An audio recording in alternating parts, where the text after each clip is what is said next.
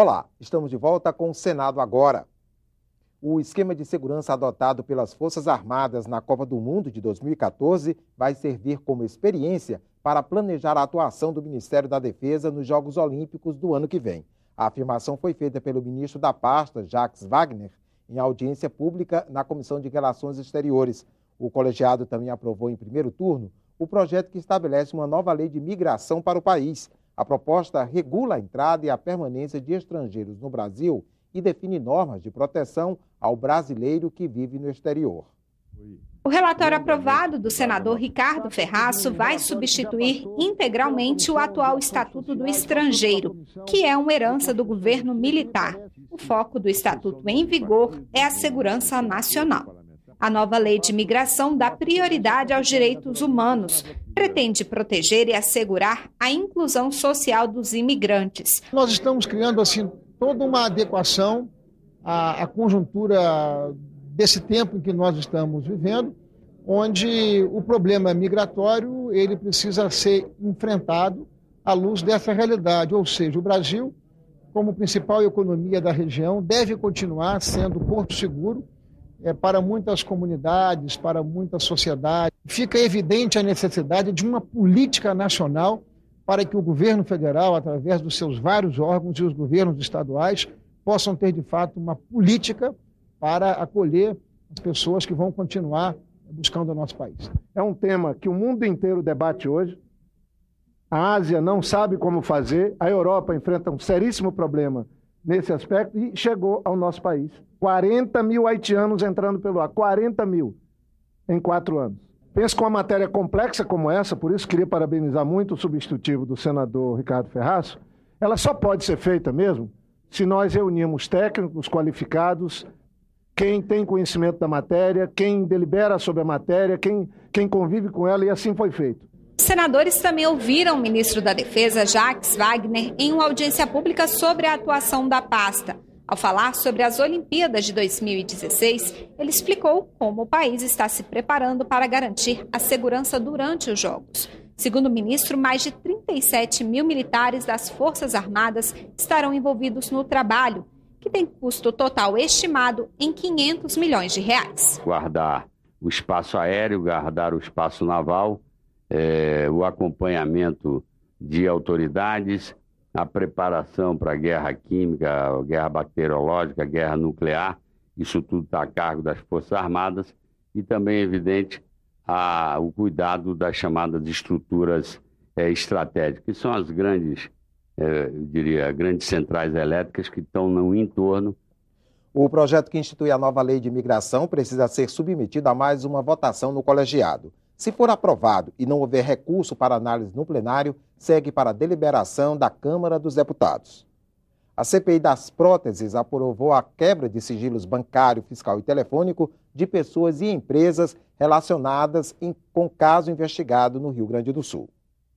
Na semana passada, a CPI das próteses esteve em Porto Alegre e realizou uma sessão na Assembleia Legislativa, onde foram ouvidas várias pessoas. Para aprofundar as investigações, nesta quinta-feira, a comissão quebrou os sigilos bancário, fiscal e telefônico de 12 pessoas e 3 empresas.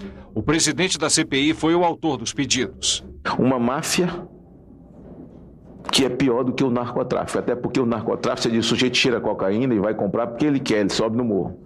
Mas uma pessoa inocente, que chega com um braço doendo e ele é cooptado dentro de um hospital ou numa clínica que faz consulta por 20, 30 reais, uma máfia, e o sujeito, você tem que operar sua coluna em 30 dias ou em 20 dias vai ficar aleijado. E aquele que custava R$4.500 reais para o Estado pagar, vira R$400 mil. Que se alguns gaúchos cometeram alguns equívocos participando desse tipo de procedimento que vai na linha do desmando, da corrupção e da roubalheira, eles terão que responder pelo que fez. Havia médicos que faziam a indicação das próteses específicas, inclusive em situações onde a indicação não era absolutamente acertada, empresas que vendiam as próteses, advogados e organizações não governamentais que procuravam na justiça, naquelas condições em que havia recusa do sistema público ou do sistema privado em conceder aquelas próteses indicadas, e até mesmo as suspeitas de que magistrados que autorizavam essa implantação dessas próteses pudessem estar vinculados a esse esquema também. Os senadores querem também notas fiscais de importação, de compra e de venda de próteses emitidas por duas empresas, Improtec e ProHosp. O período vai de janeiro de 2013 até este mês de maio. A CPI aprovou ainda a convocação dos médicos Alberto Kaemerer e Marcelo Paiva. O primeiro é denunciante de um esquema, o segundo é vítima. A história desse médico nós precisamos ouvir. É algo incrível. Esse senhor que virá prestar depoimento aqui é um médico renomado, foi vítima da máfia das próteses. O presidente da Embrapa foi nesta quinta-feira à Comissão de Agricultura explicar aos parlamentares o momento atual da empresa e as perspectivas para o futuro. Ele admitiu que o Brasil ainda investe pouco em ciência para a agricultura comparado a outros países. Segundo dados do governo federal, são gastos por ano na empresa brasileira de pesquisa agropecuária cerca de 2 bilhões e 400 milhões de reais. De acordo com o presidente da Embrapa, a empresa deve concentrar seus esforços nos próximos anos em um novo eixo de desenvolvimento agrícola, que envolve os estados do Maranhão, Tocantins, Piauí e Bahia. Ele explicou um dos principais setores de pesquisa na atualidade dentro da empresa, a nanotecnologia. Um exemplo, a Embrapa está usando partículas nanotecnológicas para encapsular medicamentos veterinários. Com o encapsulamento numa partícula nanotecnológica, nós levamos o medicamento exatamente onde ele é necessário agir.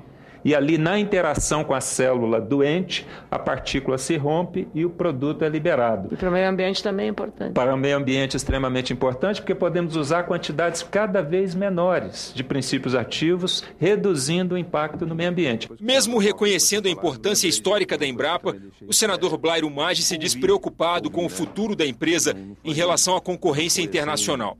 Segundo ele, o governo brasileiro deve estar atento a tendências geoeconômicas que vão se desenhando para as próximas décadas. Eu sou um pouco crítico na questão, por exemplo, de levar essa tecnologia que nós temos para a África, porque a África está no meio do caminho entre nós e a Ásia. Daqui a 50 anos, o que nós estamos dando de graça hoje para a África será o nosso grande concorrente, né? Eu certamente não estarei mais aqui produzindo, mas meus filhos, meus netos, o Brasil estará aqui. Já o senador Ronaldo Caiado pediu explicações sobre relatos de pesquisadores da Embrapa. Segundo eles, a empresa não estaria incentivando pesquisas sobre transgênicos por razões ideológicas.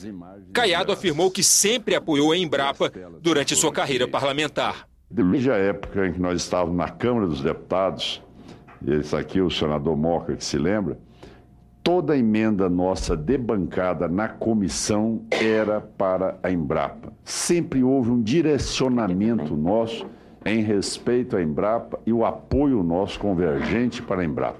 O presidente da Embrapa negou que existam problemas neste sentido dentro da instituição, mas admitiu que a Embrapa precisa de mais recursos. Se nós formos verificar, os países, os nossos competidores estão aplicando cerca de 3,5% do PIB agrícola na sua ciência. E nós ainda estamos aplicando cerca de 1,5% do PIB agrícola na ciência para a agricultura.